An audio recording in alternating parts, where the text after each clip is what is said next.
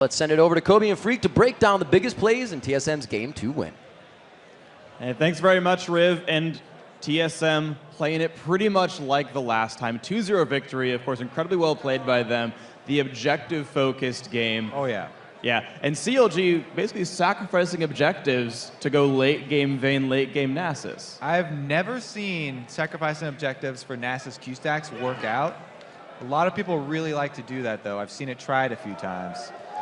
And it was interesting, too, because you compare what happened to the back lines. I know throughout Season 2 and the beginning of Season 3, we talked about dive buddies. If you're going to have someone go to the back line, you need to bring 2 people to the back line. And for TSM, they had Zach and Elise. And you saw doublelift have a pretty hard time in team fights. On the other side, Nien's alone getting kited around by wildturtle. He had some really strong moments where he almost took out his high priority target, but he couldn't quite finish him off. Zach, I'd have to say right now, is probably the best dive buddy you can hope for on TSM's side.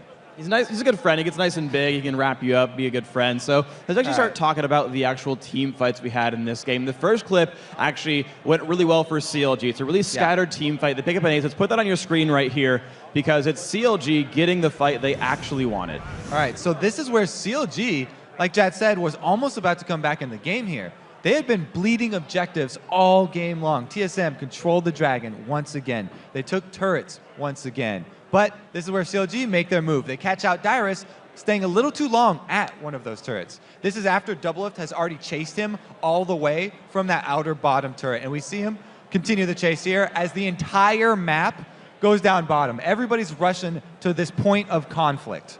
All right, let's roll the clip, and we'll watch doublelift does get his last shot off to be able to pop dyrus in the air. And wildturtle comes in. This is where he goes for the kill onto Chowster. He's going to end up paying for it with his life, but he does the best possible thing that he could right here, which is delay both members of CLG long enough so that he can try and have TSM follow up. But right there, when that slingshot missed, TSM lost the upper hand in this fight. Reginald is in a 1 versus 2 up top. He gets blown up right now, and Link is still alive after all that burst. Not anymore after the box, but he goes down as well. That's going to be the ace for CLG that almost turned it around for them. They were also able to pick up their objectives off the back of that fight, and that's really the difference between the successful picks and just the random 1 kills that won't get you back in the game. Exactly, coming through, turning everything around, putting the damage back through in the fight. And of course, Nien, you saw him put up really, really big numbers in those fights. He got 2 or 3 kills in that one. He was one of the big forces.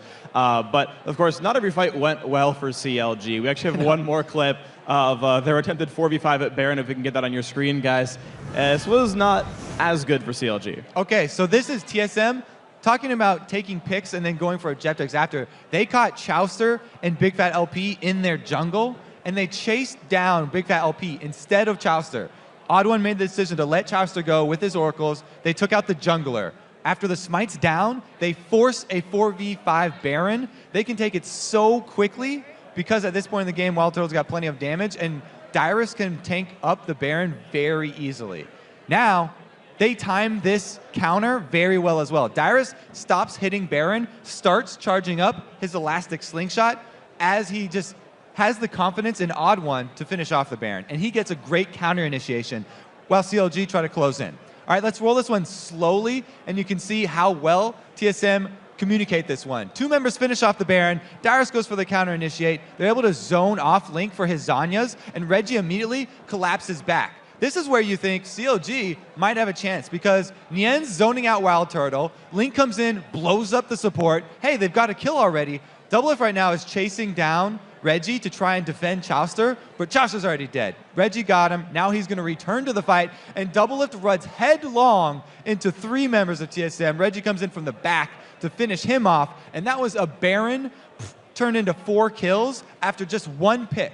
They did such a good job of turning that 1 pick in their jungle into an objective, and that forced CLG into a bad team fight. Yeah, at the very end, you even saw triple dive buddies. When you, as you mentioned, Reginald came back in because he chased down the kill, and no one was there to stop him. Yeah, he stabbed him in the back, put down the Shadow Claw, and killed everyone off. It was honestly TSM playing team fights so well, and they're actually a team.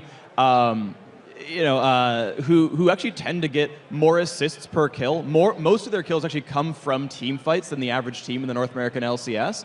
And you saw that right there. They're able to get away, then back in. Everyone kind of works together and picks things up. And you saw right there, TSM team fights. It's what they're known for, and it worked out. That's what made them dominant in Season 2.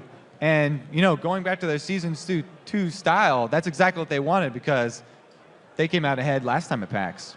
So incredible stuff. TSM moving on to the semifinals. They'll be having a tough match ahead of them. It'll be Vulcan, but we'll see if they can do it. Now, guys, we've got to take a short break. But when you return, Shox will be joined by TSM's Thresh King, xpecial.